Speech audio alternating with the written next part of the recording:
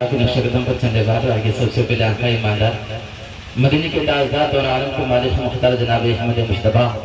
मोहम्मद मुस्तफ़ा सल्लल्लाहु अलैहि वसल्लम के बार वाले सलात में गुलामी का सबूत देते थे। पढ़िए झूठूं का दुरुस्त अल्लाहुम्मा सल्ली अला सय्यदना शफीना मौलाना मुहम्मद बारिक वसल्लम सल्लल्लाहु अलैहि रसूलुल्लाह सल्लल्लाहु अलैहि वसल्लम। पूरी जिंदगी बैठकर खड़े होकर नसीहत करके वक्त रुक गया। खरीदुल्लाह की बहुत बड़ा एहसान और करम है कि मुझे आज कुर्सी पर बैठाने का मौका दिया है और उलमा किराम की भी मैं कदमों को सुर के ताज बनाकर शुक्रिया अदा करता हूँ कि इन लोगों की मौजूदगी में काबिलियत तो नहीं है, हैसियत से नहीं कि इन लोगों के सामने बोर्ड के बोला जाए या खड़े होकर बोला जाए, बल्कि तालिब इल्म की हैसियत से इनके सामने अदब से पेश आता हूँ, अदब से खड़ा होता हूँ। लेकिन इन लोगों ने उस्ताद की हैसियत से मानते हुए मुझे आज कुर्सी पर बैठाने का मौका दिया। इंशाअल्लाह दुआ कीजिएगा इस कुर्सी का बरकरार हमेशा मेरी जिंदगी में रहे। एक शायर कहता है, ये अलग बात है खामोश खड़े रहते हैं, जो बड़े हैं वो बड़े रहते हैं, ऐसे ही असराफ से मिलती है हमारा सहरा, जिनके जूतों में कई ताज पड़े रहते हैं। बोले सुभान अल्लाह। ये अलग बात है खामोश खड़े रहते हैं, जो बड़े हैं वो बड़े रहते हैं, ऐसे ही असलाफ से मिलती है हमारा सजरा, जिनके जूतों में कई ताज पड़े रहते हैं। तो आला हज़रत इमाम मोहम्मद रज़ा खान अली हमेशा फरमाते हैं कि चमक तुझसे पाते हैं सब पाने वाले, चमक तुझसे पाते हैं सब पाने वाले, मेरा दिल भी चमका दे चमकाने वाले, बरसता नहीं देख कर अपने रहमत बदो पर भी बरसाने वाले। फिर जब हमारे आका प्यारे मुस्तफा की मोहब्बत को देखा, जब हमारे आका प्यारे मुस्तफा की सीरत को पढ़ा, जब हमारे आका प्यारे मुस्तफा की जब इन मोजज़ात को इमाम मोहम्मद रज़ा अपने कलम से उतारना शुरू किया, तो इमाम मोहम्मद रज़ा खान अली हमेशा फरमाते हैं कि चमक तुझसे पाते हैं सब पाने वाले, मेरा दिल भी चमका दे चमकाने वाले, तो जिंदा है बता, तो जिंदा है बता, मेरे चश्मे आलम से छुप जाने वाले, मेरे चश्मे आलम से छुप जाने वाले। सरवर कहो के मालिक मौला कहो तुझे, बागे खलील का गुले ज़बा कहो तुझे, लेकिन रज़ा ने खत्म सुखन इसमें कर दिया, खालिक का बंदा खल्क का आका कहो तुझे, खालिक का बंदा खल्क का आका कहो तुझे। मुअज़्ज़ज़ मोहतरम सामईन किराम, खुतबा मसनूआ के बाद जिस आयत करीमा की तिलावत करने का शरफ हासिल किया, अल्लाह तबारक व तआला कुरान मुक़द्दस में शाद फरमाता है, हुन्ना लिबासुन लकुम व अंतुम लिबासुन हुन्ना, मर्द औरत का लिबास है, औरत मर्द का लिबास है। आज से मैं इस बात में, इस आयत से मैं 3 साल तक आपके सामने बहस कर रहा हूँ, आपके सामने बातें कर रहा हूँ, आपके सामने बोल रहा हूँ, लेकिन इस आयत का मफ़हूम, इस आयत का तफसील तक नहीं पहुँच पाते हैं। लेकिन मैं चाहता हूँ कि इसी आयत पर फिर से आज बात किया जाए। मौला करीम सल्लल्लाहु अलैहि वसल्लम ने शाद फरमाया है कि निकाह करना मेरी सुन्नत है। मौला करीम सल्लल्लाहु अलैहि वसल्लम ने शाद फरमाया है कि निकाह मेरी सुन्नत है। अब निकाह मुस्तफा की सुन्नत है, निकाह करना मुस्तफा की सुन्नत है। अब निकाह करने का सिस्टम और मेरे आका प्यारे मुस्तफा सल्लल्लाहु अलैहि वसल्लम आखिर निकाह किया तो किस तरीके से किए, अपनी बेटी फातिमा का निकाह किए तो किस तरीके से अदा किए। तो आका करीम सल्लल्लाहु अलैहि वसल्लम ने शाद फरमाते हैं कि निकाह करना मेरी सुन्नत है। अगर कोई शख्स, अगर कोई मेरी उम्मती निकाह किया है क़याम मैदान महशर में, हो सकता है निकाह की सुन्नत की वजह से, हो सकता है निकाह के फरिश्तों की वजह से, हो सकता है निकाह कराने की वजह से उनको मग़फ़िरत होता ज़रिया बन सकता है। तो हज़रात मोहतरम मुस्तफ़ा करीम ने शाद फरमाया है, हदीस मुस्तफ़ा में आया है कि 3 काम जल्दी क्या करें, 3 काम जल्दी क्या करें। मुस्तफ़ा करीम ने शाद फरमाया कि उनमें से एक काम यह है कि अपने बेटों की शादी जल्दी क्या करें। जब मेरे आका प्यारे मुस्तफ़ा सल्लल्लाहु अलैहि वसल्लम ने इस लफ्ज़ को कहा, इस बात को फरमाया कि जब अपने बेटे या अपनी बेटियां बड़ी हो जाए या बड़ा हो जाए तो वक्त पे शादी करा दिया जाए, तो फिर वक्त पे शादी कराने का मकसद क्या हो गया, वक्त पे शादी कराने की वजह क्यों होगी। वक्त पे शादी कराने के लिए मेरे आका क्यों फरमाया? तो मेरे आका प्यारे मुस्तफा को मालूम था, मेरे आका प्यारे मुस्तफा को ये बात मालूम थी कि अगर कोई शख्स वक्त पे शादी नहीं करेगा, अगर कोई शख्स वक्त पे शादी नहीं कराएगा, हो सकता है कि उनकी नफ्स को वो अपने आपस में न रख पाए। तो हो सकता है कि मुस्तफा की सुन्नत को छोड़कर, शरीयत मुस्तफा को छोड़कर शैतान मर्दों की नक्शे कदम पर चलना शुरू कर दिया। इसलिए हमारे आका प्यारे मुस्तफा ने शायद फरमाया, जब तुम्हारी बेटियां बड़ी हो जाए तो शादी करा दिया जाए, जब तुम्हारे बेटे बड़ा हो जाए तो शादी करा जाए। तो आका करीम से पूछा गया, या रसूलुल्लाह सल्लल्लाहु अलैहि वसल्लम, निकाह तो आपकी सुन्नत है, फिर निकाह आपकी सुन्नत है, लेकिन निकाह कराने के बाद इंसान के शरीर के साथ कौन सा हिस्सा बरकरार हो जाता है? तो आका करीम इरशाद फरमाते हैं, जब कोई बंदा अल्लाह के हुक्म को और मुस्तफा की सुन्नत को मानते हुए जमीन पर एक दूसरे से निकाह कर लेता है, तो अल्लाह तबारक तआला उस निकाह की बदौलत से, अल्लाह तबारक तआला उस निकाह की बरकत से दो फरिश्तों को पैदा करता है, और वो दो फरिश्तों को रब तआला हुक्म देता है। हमारे आका प्यारे मुस्तफा की सुन्नत को अदा करने के बाद रब तआला हुक्म देता है, इन दो फरिश्तों जब तक इन दोनों में से जन्नत ना पहुंच जाए, इनके लिए दुआ मगफिरत करते रहना। आप बताएं क्या आपकी निकाह होने की वजह से रब तआला दो फरिश्तों को पैदा करता है, और दो फरिश्तों को पैदा करने के बाद वो दो फरिश्तों का काम कुछ नहीं होता है, बल्कि आपके गुनाह को खत्म कराने के लिए, आपको नेक और साले जिंदगी गुजारने के लिए, और आपको अच्छी मौत देने के लिए, और मैदान महशर में आपका सर शर्म से ना ढाकने के लिए, मैदान महशर में आप अपने आप को रब की तरफ ये बात कराने के लिए और जन्नत में जाने के लिए अल्लाह तबारक तआला दो फरिश्तों को पैदा करता है। आप फरिश्तों के बारे में जानते हैं, जब मिलाद महफिल सजती है तो अल्लाह तबारक तआला फरिश्तों को हुक्म देता है, ए फरिश्तों आज जमीन पर पहुंच जा, आज जमीन पर बीत जा, आज जमीन पर फैल जा। तो फरिश्तों अर्ज करता है, एक परवरदिगार आलम, आखिर बात क्या चीज है, आखिर मामला क्या चीज है? तो आका करीम की मोहब्बत में आप बेटे हैं, आका करीम की मोहब्बत में अपनी जुबान को आप फराग में देते हैं, आका करीम की मोहब्बत में अपनी बिस्तरा को छोड़कर इस मिलाद मुस्तफा में आए हैं। तो एक शायर कहता है कि जहाँ जिक्र हबीब होता है वहाँ खुदा खुद भी करीब होता है, जहाँ जिक्र हबीब होता है वहाँ खुदा भी खुद करीब होता है। ऐसे महफिलों में बैठने वाले हज़रात बड़े खुशनसीब हुआ करते हैं। तो मैं आपसे पूछना चाहता हूँ, मैं आपसे कहना चाहता हूँ, ये शादी खाना आबादी के मौके पर, ये शादी खाना आबादी के मौके पर आप मिलाद मुस्तफा में आए हैं। आज शादी खाना आबादी के मौके पर आप अपने घर को छोड़कर मुस्तफा करीम की मिलाद में आए हैं। तो आज आपको देखने के लिए कोई दुनियादार नहीं आया है, आपको देखने के लिए कोई प्रधानमंत्री नहीं आया है, आपको देखने के लिए कोई मुख्यमंत्री नहीं आया है, आपको देखने के लिए आपके कोई पंचायत करने वाला शख्स नहीं आया है। अगर मुस्तफा की मिलाद में बैठने वाले अगर शख्स इस बात को समझ ले, इस बात को चाह ले, अगर हम लोग मिलाद मुस्तफा करते तो दुनियादार के सामने हम बल्कि परवरदिगार आलम और प्यारे मुस्तफा हाजिर हुआ करते हैं, प्यारे मुस्तफा हाजिर हुआ करते हैं। तो मौला करीम सल्लल्लाहु अलैहि वसल्लम की मोहब्बत में आप इस दुनिया की मिट्टी में आप जमीन पर मिलाद मुस्तफा सजा है, आज बीमार जमीन के ऊपर जिक्र मुस्तफा हो रहा है। तो फरिश्तों का काम क्या हो गया है? करीब फरिश्तों का काम बढ़ गया है। वो तो फरिश्ता जो किरामन कातिबीन कहा जाता है, वो तो फरिश्ता जो किरामन कातिबीन पर अपने नाम को दर्ज किया है। तो अल्लाह तबारक तआला ने जब मिलाद मुस्तफा सजती है, जब अल्लाह तबारक तआला जब मिलाद मुस्तफा सजती है, तो अल्लाह तबारक तआला ने फरिश्तों को हुक्म देता है, ए फरिश्तों आज जमीन पर बीत जाओ, आज जमीन पर फैल जाओ, आज जमीन पर चारों तरफ से ढाक लो। जिस तरीके से आपको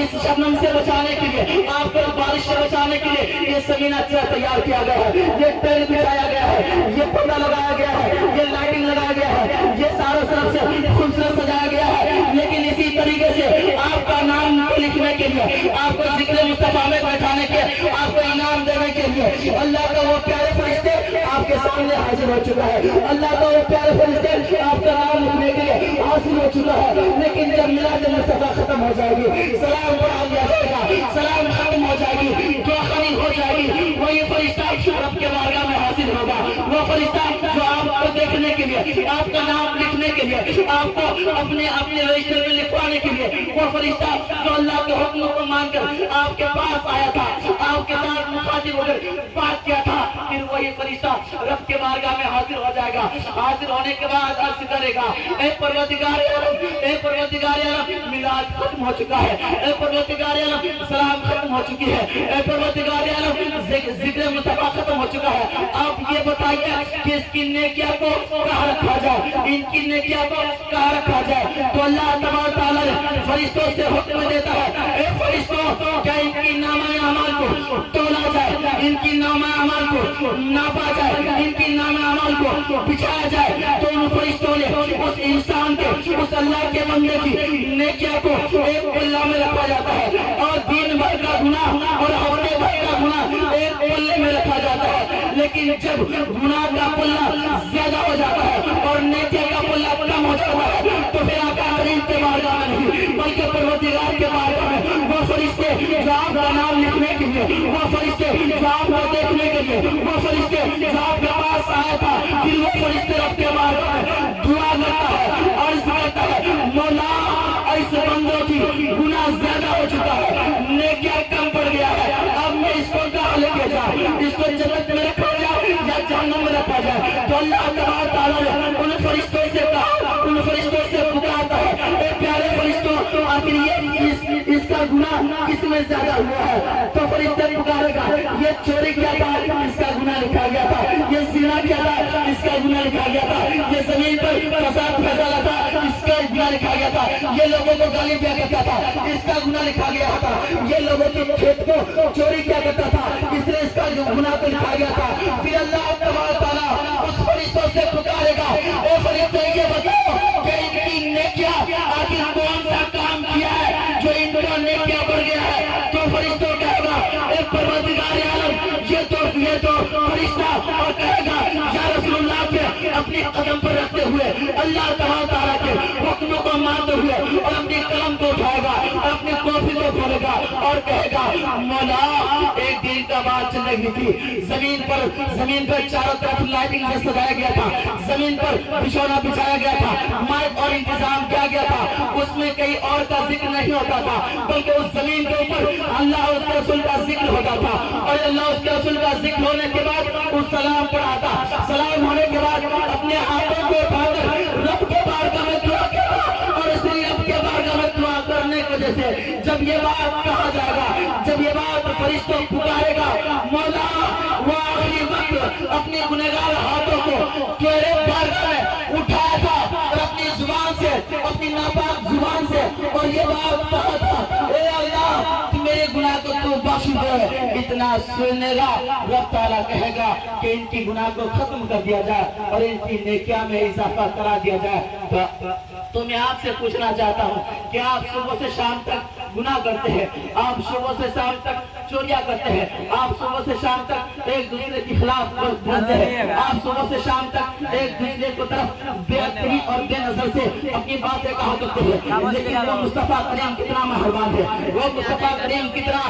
باپلا ہے، وہ مصطفیٰ کریم کتنا دیالو ہے. لیکن مصطفیٰ کریم کی میلاد آپ 10 گھنٹہ نہیں کرتے ہیں، مصطفیٰ کریم کی میلاد آپ صبح سے شام تک نہیں کرتے ہیں، مصطفیٰ کریم کی میلاد آپ رات بھر نہیں کرتے ہیں. اگر مصطفیٰ کریم کی میلاد آپ کو 10 منٹ کی وجہ سے آپ کا دن بھر کا گناہ معاف ہو سکتا ہے، اگر آپ صبح سے شام تک ہمارے آقا کی نقشے قدم پر چلیں گے تو آپ کو اللہ غوث پاک نہیں بول سکتے ہیں، لیکن غوث پاک کی صرف کو اپنا ہے کر سکتے ہیں. آپ بلند شاہ رحمۃ اللہ تعالیٰ نہیں بن سکتے، لیکن بلند شاہ کے طریقے سے اپنی وقت کو بتا سکتے ہیں. تو حضرات محترم، یہ شادی خانہ آبادی کے موقع پر یہ جشن صدی ہے، یہ شادی خانہ آبادی کے موقع پر یہ ہم اور آپ اپنی بات پہ باتیں کر رہے ہیں. یہ شادی خانہ کی آبادی کے موقع پر ذکر مصطفیٰ سجانے کے لیے اتنے علماء کرام حاصل ہے، لیکن اس میلاد مصطفیٰ سے ایک پیغام لے کے اٹھے گا، اس پیغام لے کے اٹھے گا کہ جب ہماری جسم سے کوئی الفاظ نکلے یا جب ہم لوگ کوئی کام کرے تو اس کام کا ٹارگٹ مصطفیٰ کریم کا نصیحت ہونی چاہیے،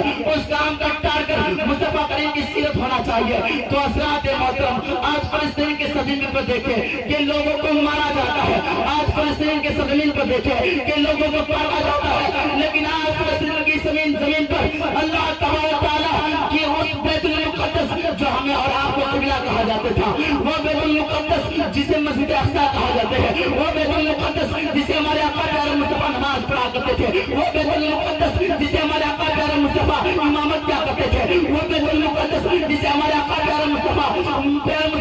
نماز پڑھے ہے، آج بیت المقدس کے اوپر انگلیاں اٹھایا جا رہا ہے، آج بیت المقدس کے اوپر ماننے کی تیار کیا جاتا ہے، آج بیت المقدس کے اوپر اور مسجد اقصی دونوں ایک ہی چیز ہے، لیکن اللہ تبارک تعالیٰ نے آج ناکی مسلمان کے اوپر آپ امام کو دیکھیں تو اپنے بال بچوں کو نہیں دیکھتا ہے، اپنی بھوک اور پیاس کو نہیں دیکھتا ہے، اگر دیکھتا ہے تو مسجد اقصی کو دیکھ کر اور بیت المقدس کو دیکھ کر اپنے بچوں کو قربان کر دیتے ہیں، اپنے سارے خاندان کو قربان کر کے صرف ان کا نیت کی ان کی طاقت یہ ہوتی ہے کہ بیت المقدس کو بچانا ہے۔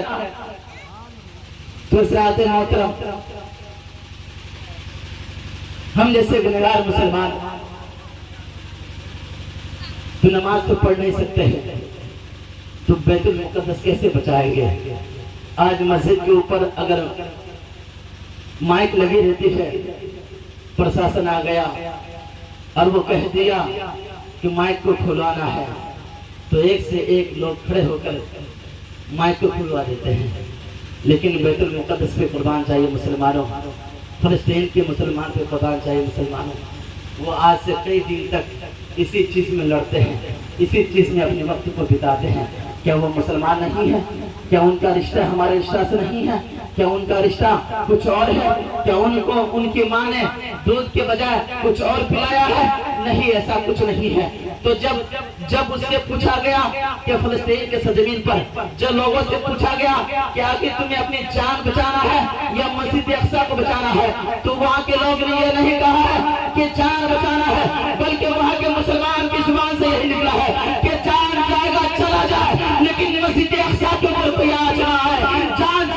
چلا جائے لیکن بیت المقدس کے ایک اینٹ نہ ہلے۔ تو حضرات محترم، آج اس میلاد مصطفیٰ سے آپ پیغام لے کے اٹھیے گا کہ آپ بھی مسلمان ہیں، آپ کی بڑی مسجد ہے، آپ کے بستی میں مسجد ہے، آپ کے اوپر بھی یہ مصیبتوں کا پہاڑ ٹوٹ پڑ سکتا ہے، تو آپ ایسا کیجیے گا اس وقت اپنے بال بچوں کو نہ دیکھ کر بلکہ یہ دیکھیے گا کہ مصطفیٰ کریم پر اگر کوئی انگلی اٹھائے تو اس کا انگلی کاٹ دیا جائے، اگر کوئی آواز اٹھائے تو اس کی زبان کاٹ دیا جائے، اس لیے کہ ہمارا تن جن من جو بھی ہے تو مصطفیٰ کا صدقہ ہے۔ تو حضرات محترم، بیت المقدس جب اللہ تبارک تعالیٰ نے حضور سے محبت اتنا کی ہے، حضور صلی اللہ تعالیٰ سے نماز پڑھا کرتے تھے اور کچھ لوگوں نے اعتراض کیا اگر تو آخری نبی ہے تو قبلہ کو بدل دیں۔ ابھی بھی ایک مدینہ شریف میں قبلتین مسجد ہے،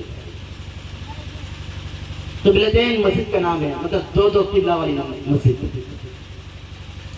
لیکن جب ہمارے آقا پیارے مصطفیٰ قبلہ کی طرف نماز پڑھا کرتے تھے تو کچھ لوگوں نے آ کر کہا اگر تو آخری نبی ہے تو قبلہ کو بدل دیں۔ جب یہ بات سنا میرے آقا پیارے مصطفیٰ کو ایک افسوس آیا اور اپنی نماز پڑھتے پڑھتے رب کے بارگاہ میں دعا کی، اپنے ہاتھوں کو اٹھایا اور رب کے بارگاہ میں دعا کہ مولا تیرے بندوں میں سے کچھ بندوں نے یہ کہا ہے اگر میں آخری نبی ہوں تو میرے لیے قبلہ بدل دے۔ تو اللہ نے آواز آئی، وہی آیا اور کہا اے مصطفیٰ کریم جدھر تو چاہو ادھر قبلہ بدل جائے گا۔ تو میرے آقا کریم نے 2 رکعت نماز نفل پڑھی قبلہ کی طرف، مسجد اقصی کی طرف، اور 2 رکعت نماز پڑھی یہ ہمارا جو قبلہ کعبہ شریف ہے پچھم کی طرف۔ تو یہی چیز آج بیت المقدس پہلا قبلہ تھا، اور آج سے کچھ دن پہلے بیت المقدس کی طرف ہم لوگ نماز پڑھا کرتے تھے، ہمارے آقا بھی نماز پڑھا گئی ہے، لیکن کچھ لوگوں کی وجہ سے مصطفیٰ کریم نے رب کے بارگاہ میں دعا کیا ہے اور اس دعا کو رب تعالیٰ رد نہیں کیا بلکہ قبول کر کے قبلہ کو چینج کر دیا ہے۔ تو اس لیے کہا گیا ہے کہ بیت المقدس ایسی پاورفل مسجد ہے جس کے بارے میں قرآن میں آیا ہے جب ہمارے آقا پیارے مصطفیٰ صلی اللہ علیہ وسلم معراج کے لیے آئے، معراج کا معراج ہوئی تو میرے آقا پیارے مصطفیٰ کسی اور مسجد میں نہیں گئے ہیں تو مسجد اقصی میں گئے ہیں تو اماموں کا جو امام کہا گیا ہے تو امام سارے انبیاء میرے آقا کے پیچھے نماز پڑھا کرتے تھے، اور میرے آقا پیارے مصطفیٰ اس دن تمام انبیاء کرام انتظار کرتے تھے، اور میرے آقا پیارے مصطفیٰ جب تک نہیں آئے تو نمازیں نفل نہیں ہوا کرتے تھے، نمازیں فجر نہیں ہوا کرتے تھے، نمازیں ظہر نہیں ہوا کرتے ہیں۔ تو آج آج امام کو دیکھ کر امام سے کہا جاتا ہے آپ ٹائم سے نہیں آتے ہیں، آج امام سے کہا جاتا ہے کہ آپ ٹائم سے نماز نہیں پڑھاتے ہیں۔ تو ایسا ہونا چاہیے، مصطفیٰ کریم کی باتوں کو یاد کرنا چاہیے۔ لیکن جب مصطفیٰ کریم کی جب امام تھے تو سارے انبیاء مصطفیٰ کریم کی انتظار کیا کرتے تھے، اس لیے کہ ہمارے آقا پیارے مصطفیٰ امامت کے لیے مسئلے پہ کھڑا ہوا کرتے تھے۔ تو حضرات محترم، آج اگر کوئی شخص یہ لفظ کہتا ہے، اگر کوئی یہ بات کہتا ہے کہ امام ٹائم سے نہیں نماز پڑھاتا ہے، تو امام کسی کا انتظار نہیں کرے گا، بلکہ امام کی پوری مقتدی کو انتظار کرنا پڑے گا۔ اس لیے کہ یہ ہمارے آقا کی سنت ہے، امام کی انتظار کرنا۔